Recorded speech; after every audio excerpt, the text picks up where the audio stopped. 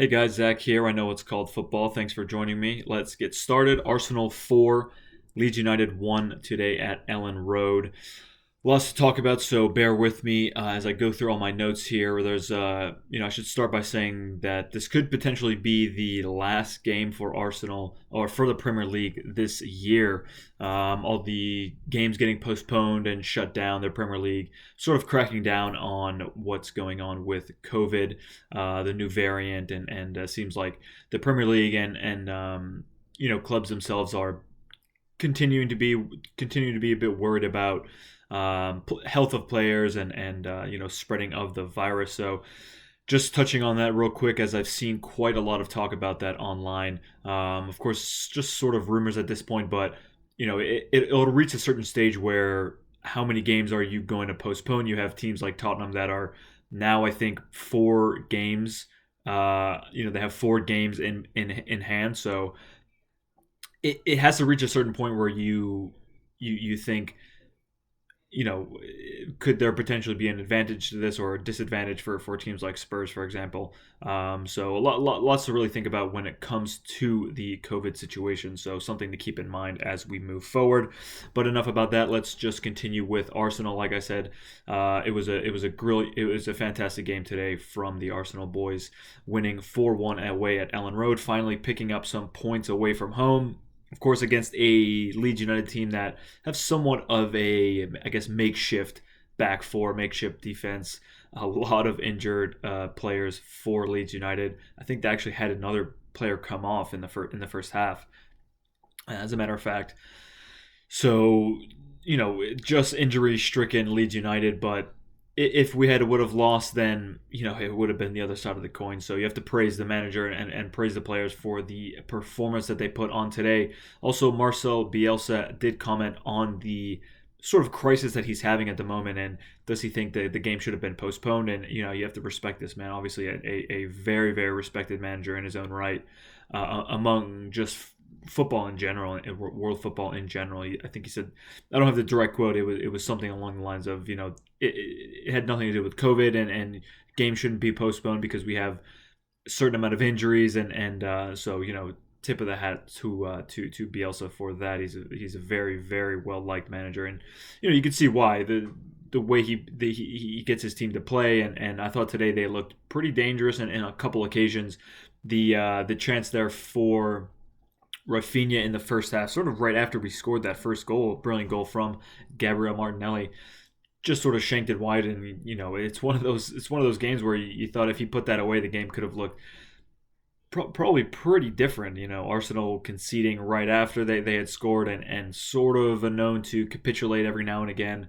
with a lead or sit back. But today, it was nothing like the sort, nothing really like that habit that Arsenal had to sit back. We saw it against Everton, we saw it against Manchester United. Those 2 games once again continuing to come back to haunt us. You think about, would we have won if we had won those 2 games, if we would have drew those first two games, excuse me, not only would we be closer to Chelsea in third place, but well ahead of West Ham, although 4 points ahead at the moment is good.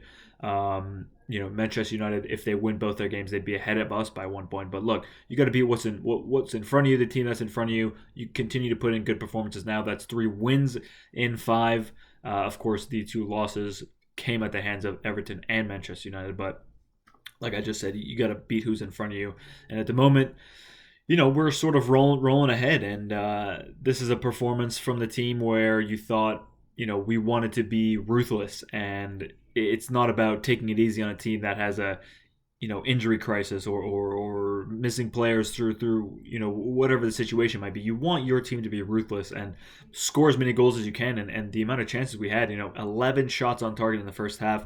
No team in the last 6 seasons has done that. So for a team that is struggling, I think, this season to produce a lot of goals from open play, quite a few goals from set pieces. I think we're actually tied in the Premier League for most goals from set pieces, corners and free kicks, obviously. So, yeah, lots of things sort of shifting around when it comes to Arsenal, how they got there, how they've been getting their goals, excuse me. But look, today's one of those games where just everyone was clicking, and you have to single out all of those attacking players. Gabriel Martinelli had a fantastic game. 2 goals for him.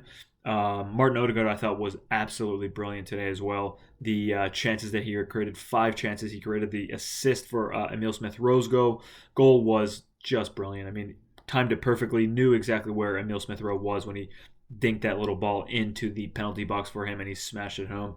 That's 7 goals this season for him, 6 and 8. So Emil Smith-Rowe now 7 goals, tying Aubameyang for top goal scorer this season. And I think the last 4 goals he scored has come on as a sub and scored in the first 10 minutes of being on the pitch. So he's on fire at the moment. Bukayo Saka is on fire. He had a couple targets, a couple shots. He did score that goal. A little bit. A little bit of luck went his way with the deflection, but the work ethic that he put in, dangling around, finding the comfort to know what he wanted to do, and sometimes that pays off. And speaking of work ethic, Lacazette today was an absolute workhorse. I mean, he was fantastic today once again, just like he was against West Ham. I mean, he basically made that goal for Bukayo Saka, the tackle that he made, the tackle that he put in, and as well for the first goal that Martinelli scored. I mean, he was there, and Gabby pounced on it and finished it, fantastically.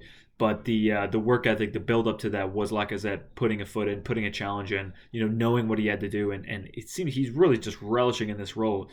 Not only working alongside these young players, which he's spoken about before last season. I remember him being asked about that and saying how much he loves to help the younger players and his influence on them, and clearly it's working. I mean, clearly the link up they have this season especially has been working wonders for them. So yeah, Captain Lacazette once again, really good performance from him. He did have a chance, around the 3rd minute, and another Odegaard pass. I think one of the chances that he created, it was a good save from the Leeds keeper, but I thought, surely he was on through. He was through there, and I thought he might have put that away. But, he shook it off just like he did with the penalty miss, and continued to have a good game for the rest of the time he was on the pitch. So, again, a big shout out to Alexandre Lacazette for his performance today. Yeah, talking about Gabriel Martinelli, 2 goals now. Both of them really well taken. That's 3 goals in 2 games. Confidence continuing to build for him.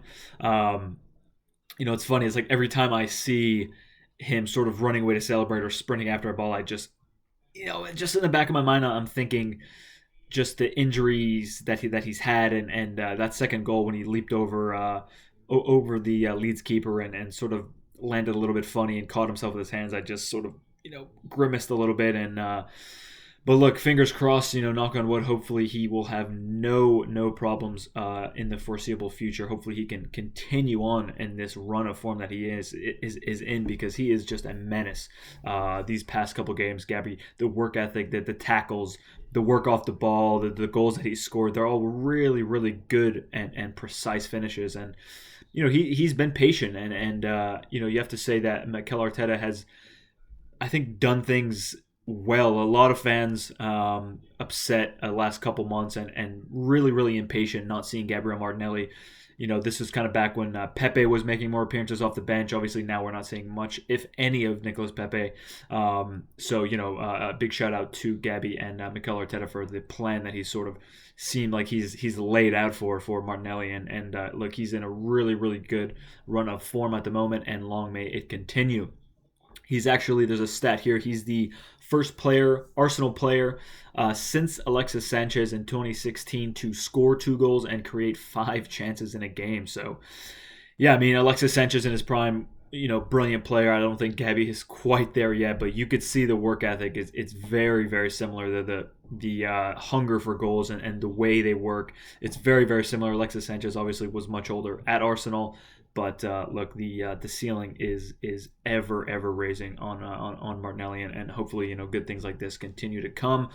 I touched on the Lacazette chance, and Odegaard, I thought today, again, like I said, was absolutely brilliant. 5 chances created, an assist for the ESR goal. All in all, I think every player had a really solid game. Even the back four, I'm going to talk about the Benjamin White tackle, and it was just a lapse of judgment. It was almost like he was bored. That he didn't have much to do. They felt really really comfortable, and it was like he just needed something a little more exciting. That's what it felt like to me. He went in.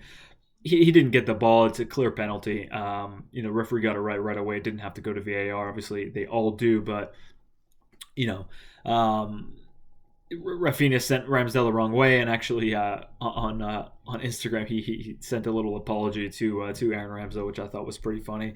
Just moving forward now, Tomiyasu looks like he was taken off just as a precaution. You saw him go down, and immediately the camera cut to Cedric, who was talking to the manager and sort of getting his instructions to come on the pitch. Mikel Arteta said that it was just a precaution. Obviously, not a player you want out injured. You could see the difference in the team when he's on the pitch, and it's sort of like, it is really just a coin, because you have a player like Tomiyasu who's just fantastic. The work that he does for the team, and the solid performances that he's been putting in, and so you have that level that he has, that he sets in the team, and when he's not playing, when he is taken off, like we saw, just irreplaceable. I mean, it's not a player that you have similar to. I mean, Cedric is I think he lost the possession like 3 times being on the pitch. The first couple minutes he was there. And it could be part that he hasn't played in the last 11 Premier League matches. But, when you look at Nuno Tavares and Kieran Tierney, quite a few similarities there. In fact, Nuno coming on and towards the end of the game, just playing left wing back, really. Left wing, not even left wing back. Just applying pressure and helping out Kieran Tierney there as he could. Mikel Arteta taking another page out of the Arsene Wenger book. Another stat here, the Odegaard, Emil Smith-Rowe, and Bukayo Saka have contributed to 24 out of the 28 goals between just the 3 of them. So, again, you look at how important these players are. Emil Smith-Rowe coming on again as a sub, and you can see the impact he's making. And right now, I think the fact that the team has been unchanged in the past 4 games, I think you have to really just keep going with that. I mean, let's say Tomiyasu is unavailable for the next game. I think it's actually Sunderland, so it is the cup game. So we might see Chambers at right back. There is going to be a little bit of rotation, I'm sure, if not a whole lot. I'm sure Leno will come in. I know he was on the bench today. I know he wasn't on the bench the last couple games with an injury, so it'll be interesting to see what happens there. But you really don't want to be tweaking the game too much, and Mikel Arteta knows this. You don't want to disrupt the fluidity in the team, and as good as Emil Smith-Rowe has been coming off the bench, obviously super sub. It's hard to ask someone to sit on the bench, in his, for his sake, because you look at those players. Odegaard's been brilliant. Saka has been fantastic. Lacazette's not a player you really want to drop. He's been the captain. He's been leading this team the past couple games, and Gabriel Martinelli, again, you can't really drop him just for Emil Smith-Rowe. It's a good problem to have at the end of the day. So you have to say a bit of a headache, but not a bad headache to have. I thought Granit Xhaka played really well today. A great ball through for Gabby for the assist and the second goal. And the ball he played for Tierney in the first half, where he had his effort save, was another great goal. Another great pass from him. All this BS about Granit Xhaka can't pass forward, and it's just, I mean, honestly, it's just people who don't watch football. They don't watch Arsenal. They're on their phone, they're doing whatever, they're playing FIFA, and when the Arsenal is playing, and it's either that or it's just seething hatred for a man who has since righted his wrongs, in my opinion at least, for the football club. So look, that about sums it up for me. I think next game, like I said, we're going to be seeing a different team going up against Sunderland, but look, at the moment we're flying, and performances like that, they keep coming. The 3 points, they keep coming. Again, like I said, it's important to get these points away from home. Ellen Road, Leeds, they're struggling, but you know what? We kept our foot on the gas for the entire game, and you have to praise the players, and you have to praise the manager for that. I think, actually, as I close up here, Lacazette was asked at the end of the game that he was giving praise to Mikel Arteta and his game plan, and Arteta responded, it was really the performance from the lads today that won the game. And so some camaraderie going. Mikel Arteta certainly hasn't lost the locker room despite all this stuff going on with Aubameyang. So maybe they'll save that for another video. We're winning without him. you can't hate the guy. Nobody hates Aubameyang. And hopefully if he can find his way back in the squad. But like I said, at the moment we're winning without him. Lacazette is performing really really well, and Gabby Martinelli also. When we see Lacazette come off, he does sort of float around in that area, continue to apply the pressure. So yeah, we'll see what happens. It's going to be interesting, guys. That's going to be it from me. Thank you very much for watching. If you have made it this far, I appreciate it, and I will see you when I see you.